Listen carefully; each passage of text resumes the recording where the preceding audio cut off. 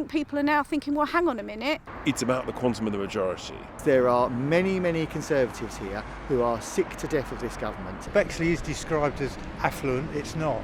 There's a lot of people with a lot of problems here. Following the untimely death of James Brokenshire in early October, the constituents of Old Bexley and Sidcup will go to the polls on December 2nd to elect a new Member of Parliament. The Conservatives will expect to retain the seat, but after a difficult period for the party and Boris Johnson's leadership, what happens here will be seen as a key litmus test for whether recent events have cut through to the public.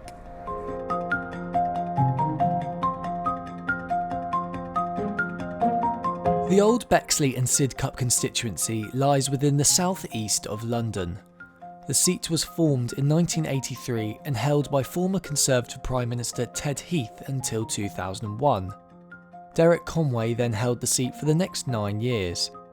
In 2008, Conway was expelled from the Conservative Party for misusing public money to pay his son, a precursor to the 2009 expenses scandal. For the past 11 years, the seat has been held by James Brokenshire until his death in October. 11 candidates are now fighting it out to be elected Old Bexley and Sidcup's 4th ever MP. Hoping to become Labour's first MP in Old Bexley and Sidcup is local councillor Daniel Francis. I've lived in this borough all my life. I'm the longest serving Labour councillor. I was first elected in 2000. I went to school in Welling and my children go to school here. I'm deeply ingrained with community groups in this borough and in this constituency, and I think I have that value and that passion to be the strongest voice of Old Bexley and Sidcup that there can be. What you've all really got to remember is there are many Conservatives here who are sick to death of this government, and many of those Conservative voters actually are the people that encouraged me to stand. At the school gates there were many Conservative voters who said, why don't you stand, because if you did we will vote Labour, and they are voting Labour in large numbers. I'm also very proud to call Bexley my home. I've grew up here and lived here all my life in both Welling and Sidcup, and I'm putting delivering for you as my #1 priority. The Conservative candidate Louis French was approached for this feature, but he was unable to take part. The odds are heavily stacked in his favour. Since the seat's formation in 1983, Old Bexley and Sidcup has returned a Conservative candidate on every occasion. But there's no getting away from the fact that it has been a rough few weeks for the Conservatives. It's been very interesting in the by-election here how many people are just not happy with the Conservatives. And it seems to be that the scandal, the one rule for us, one rule for them is cutting through. And particularly here as well, on a local level, people not being happy with the incompetent Conservative Bexley Council. You know, people previously have been taken for granted by the Conservatives. They've assumed that people are going to vote for them all the time. And I think people are now thinking, well, hang on a minute, I don't need to vote Conservative. There's some much better candidates out there. You know, I'm going to have a look at policies. And a lot of people are actually saying on the doorstep, I'm going to read the literature that's coming through the door and I'm going to make my choice. Opposition candidates will feel buoyed by the Conservatives' recent woes, but have their struggles cut through to the public? No, I'll be voting for Conservative.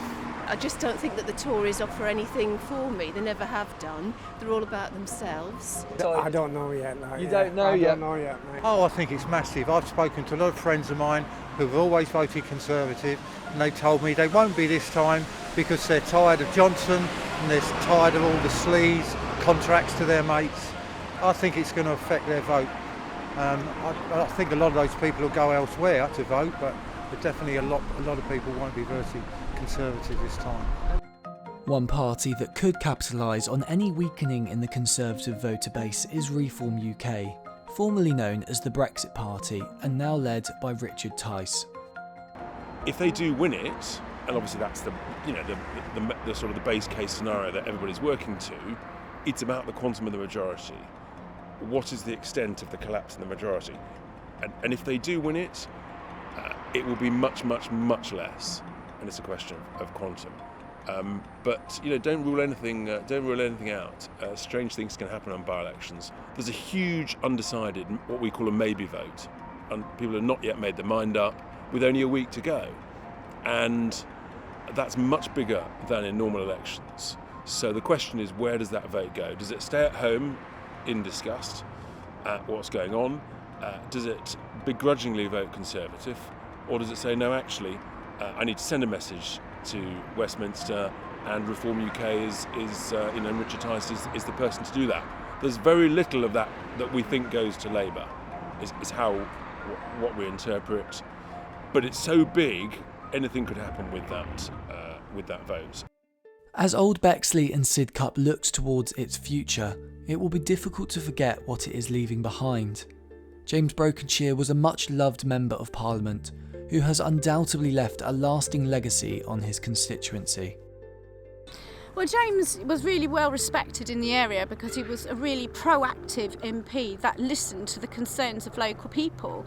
James wasn't just well liked in Parliament, he was very well respected in this constituency. I know that deeply because I live here in this constituency and in that same community.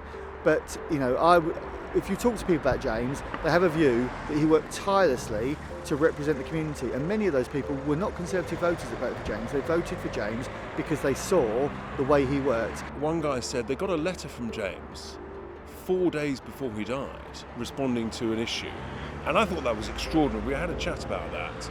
So whoever wins this election, I think you just got to build on that sense of really responding thoughtfully, carefully, and proactively to people's issues. Mr. Brokenshire was absolutely amazing, so we need somebody who's going to step up like that. He was a much-loved Member of Parliament. But he was loved here. You just talk to people. Whatever happens on December 2nd, the next MP for Old Bexley and Sidcup will have an incredibly hard act to follow.